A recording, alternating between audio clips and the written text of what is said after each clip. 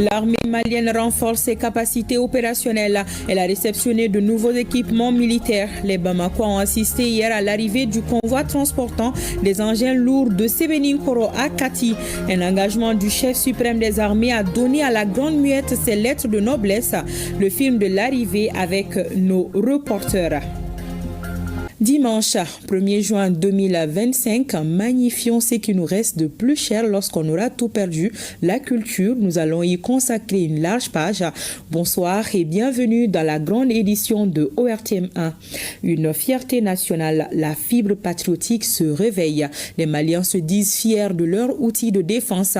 L'armée malienne renforce des capacités opérationnelles à travers l'acquisition de nouveaux équipements aux grandes dames des terroristes et leurs alliés.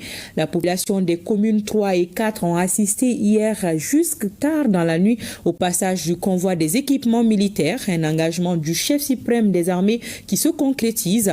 Nos reporters Tchemoro Konaté et Gaussou Ashtouri ont suivi le convoi. Voici leur reportage. L'armée malienne, animée d'une détermination jamais égalée dans l'histoire pour redonner au vaillant peuple malien toute sa lettre de noblesse. Une armée républicaine qui voit une fois de plus renforcer ses capacités opérationnelles grâce à l'appropriation de nouveaux équipements, des matériels de combat ultramodernes pour faire du terrorisme un triste souvenir au Mali. Expression d'une détermination inébranlable et incontestée à mener une lutte sanglante contre tout ennemi de la paix. Et c'est Sébenin-Koro qui a servi de porte d'entrée de ces nouveaux équipements, ayant hypnotisé de nombreux concitoyens venus à l'accueil comme s'ils avaient appris la nouvelle via un communiqué officiel. Moi je suis fier ce soir d'avoir vu ces équipements qui arrivent vraiment pour renforcer les capacités de sécurité de notre pays. Nous savons tous que le pays a tant souffert du maître des djihadistes, dont nous prions le bon Dieu qu'il accompagne vraiment nos soldats afin qu'ils puissent avoir la force nécessaire afin de pouvoir vaincre vraiment l'ennemi qui est sous nos pieds. Pour le pays, non, je suis vraiment content de tous les efforts que l'armée est en train de faire pour ce pays. Je suis fils d'un ancien porteur d'uniforme. Donc je soutiens l'armée jusqu'au fond. Non, vraiment, nous sommes déjà dans l'armée Koro. On s'est volé de Kosovo. On s'est signé nos candidats Macron. Ni de Kadaï. On est bien content de nous couler. Jamana de Tanya ni kelega minonte. On est assis faux car nous faisons faux.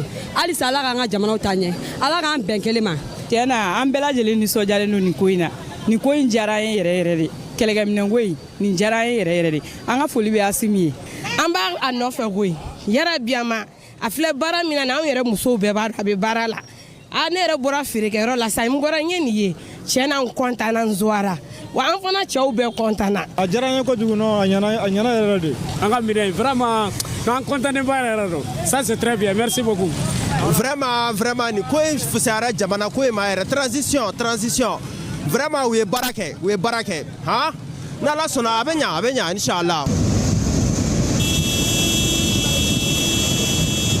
Précédemment à l'accueil à Sébenin-Koro, Amadi Batili est un concitoyen déterminé à ne jamais lâcher. Nous le retrouvons une fois de plus au niveau du monument de l'indépendance, poursuivant son accueil. Nous ferons un blindé sur notre antidala. Arme malengo galong fuego ntala benyebe konva na tolala benyebe arme lourde na tolala benyebe blindé na tolala. De Sébenin-Koro à la destination finale, en passant par le boulevard de l'indépendance. Partout où le convoi est passé, la population est massivement sortie pour saluer les garantes de la liberté que sont les forces armées maliennes. Des forces qui s'insurgent contre toute forme de violence chaque fois que le besoin se fait sentir.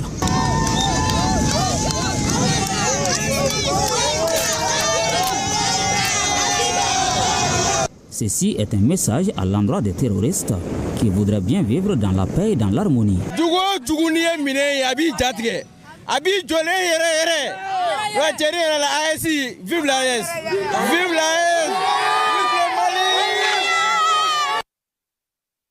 Des équipements qui seront d'un grand apport dans la formation des militaires. À Mopti, de détachement de l'armée ont bouclé un stage de préparation opérationnelle.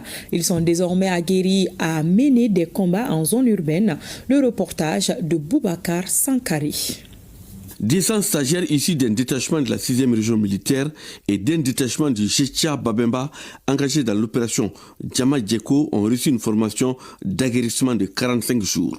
La formation s'inscrit dans le cadre du renforcement des capacités des unités de l'armée de terre. C'est une formation qui a été conduite par des instructeurs venus du bataillon autonome des forces spéciales, stationné à Bamako.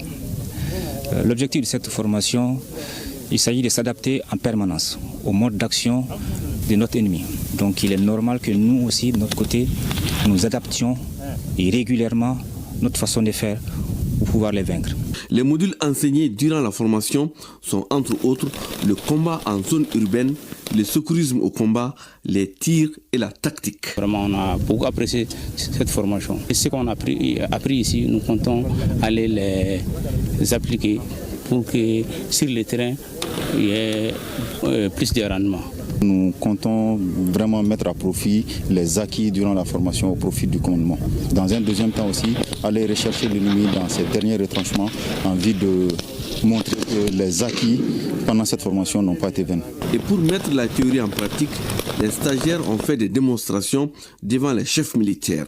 Il s'agit de simulations d'exfiltration de terroristes et d'attaques de camps et d'exercices de tir aux armes lourdes et légères.